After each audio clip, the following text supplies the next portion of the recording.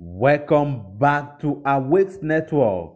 There have been tension in Imo, which forces Ihedioha to cancel return as the government of Uzodinma and police allege violence.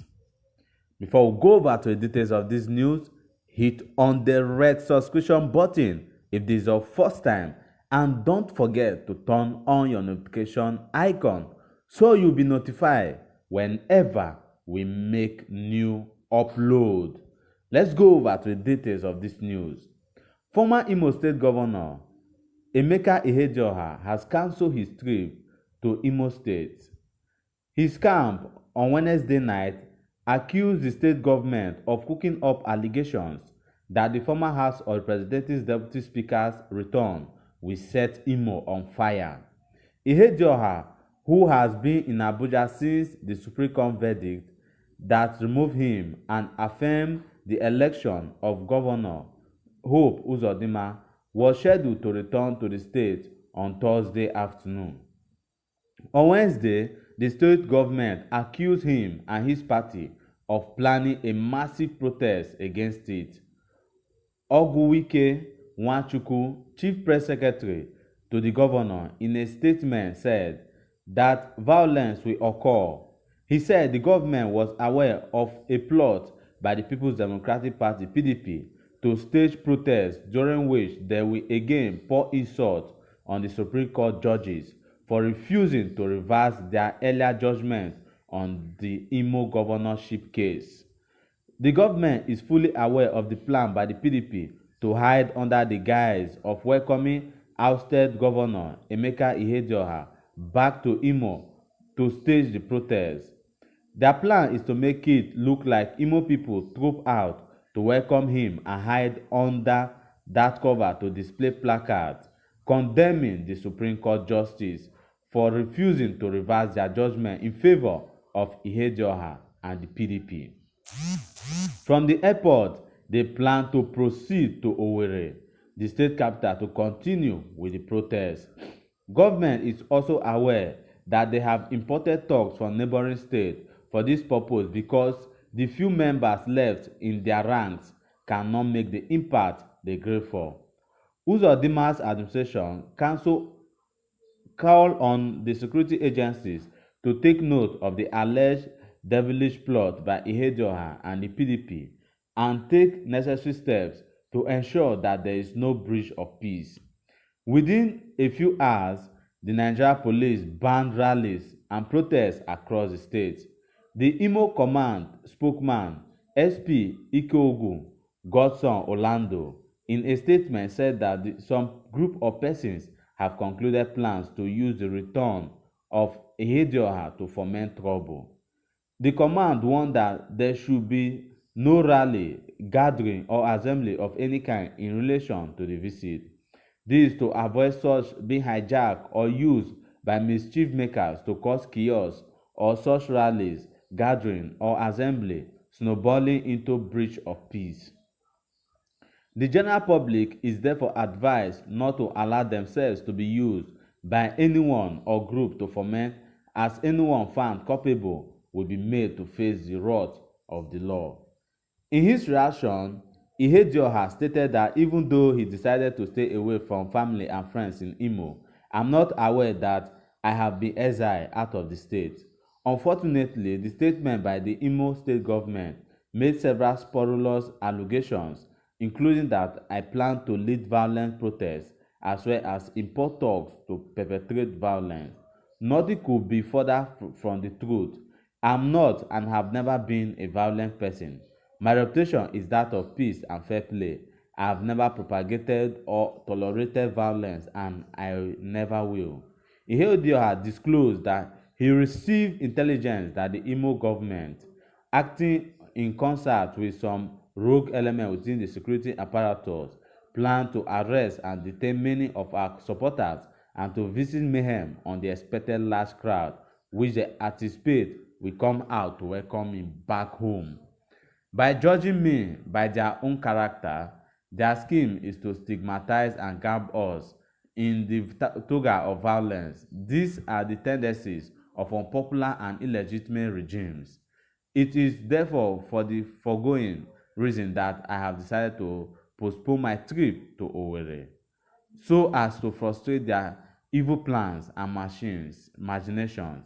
My visit is not worth the life of any Imo citizen. However, the massive deployment of security personnel by the government as well as thugs cannot deter us and the majority of our people from pursuing our collective vision for a better Imo. The constitutional rights include the right to free speech, to freedom of movement, are inalienable, and nobody can take that away from me. I will certainly, by the grace of God, be visiting the state very soon. These are the words of Emeka Ihedioha, the person that was elected by the Imo people before the Supreme Court magic and they call it magicians that the Supreme Court used to install make the whole Uzodinma government that actually came forth in that election.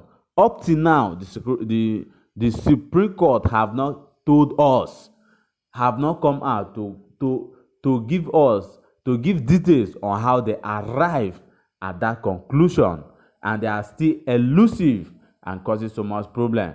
But I would say I'm disappointed with the men of the security force that someone will just call you that someone is planning something, you just swing into action without proper investigation to know if it is true or it is lie, or to ascertain the fact of the matter.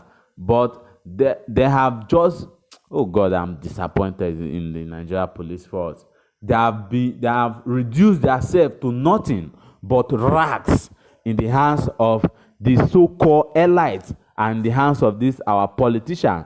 They are just being used like tools, like 10 and 7 spanner. I'm very sorry and disappointed in the Nigeria police force. And for the Imo government, this shows insecurity within them. Just as Ihedioha have said, this can only be done by an illegitimate government that have been. What are they afraid of? What are they afraid of? Ihedioha is just coming home. Even though he's coming home and people are coming to welcome him, there's nothing wrong with that.